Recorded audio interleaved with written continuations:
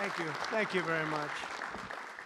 Iran Israel সংঘাত বন্ধের পর গাজা যুদ্ধ থামাতে দৃশ্যপটে এসেছেন ডোনাল্ড ট্রাম্প। ইসরায়েলের প্রধানমন্ত্রী নেতানিয়াহুর সঙ্গে ফোন আলাপে যুদ্ধ শেষের পরিকল্পনায় একমত হয়েছেন তারা। আলোচনায় ছিলেন মার্কিন পররাষ্ট্রমন্ত্রী মার্কো রুবিও ও ইসরায়েলি কৌশলমন্ত্রী রন ডারমারো। পরিকল্পনা অনুযায়ী 2 সপ্তাহের মধ্যে গাজা যুদ্ধ শেষ করার লক্ষ্যে অগ্রসর হতে পারে ইসরায়েল।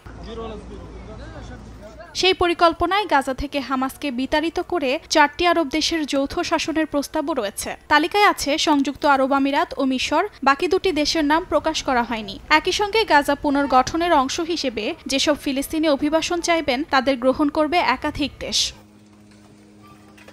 যুদ্ধবন্ধের শর্ত হিসেবে ইসরায়েলের প্রতি ভবিষ্যৎ ফিলিস্তিন রাষ্ট্রের প্রতি সমর্থন জানানোর দাবি জানানো হয়েছে। এর বিনিময়ে যুক্তরাষ্ট্র পশ্চিম তীরের কিছু অংশে ইসরায়েলি সার্বভৌমত্ব স্বীকৃতি দিতে পারে, সম্পর্ক স্বাভাবিক করতে পারে বলে দাবি করেছে ইসরায়েল হায়ম। রোজকার সাধারণ খাবার এখন হবে অসাধারণ। প্রাণ স্বাদের মশলা, স্বাদ বাড়ায়, ঘ্রাণ ছড়ায়।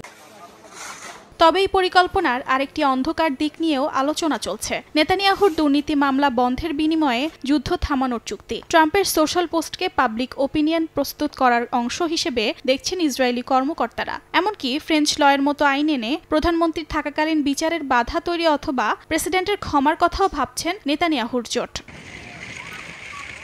তবে এসব আলোচনার মাঝেও কায়রো আলোচনায় এখনও নেই অগ্রগতি। মধ্যস্থতাকারীরা বলছেন উভয় পক্ষ গুরুত্ব দিয়ে না এগোলে চুক্তি সম্ভব নয়। হামাস বলছে ইসরায়েল প্রতিনিধি না পাঠালে কায়রো আলোচনায় তারা জ্যেষ্ঠ নেতাকে পাঠাবে না। এই মুহূর্তে গাজায় হামাসের হাতে এখনও 50 জন জিম্মি রয়েছে, যাদের মধ্যে অন্তত 20 জন জীবিত বলে ধারণা করছে আইডিএফ।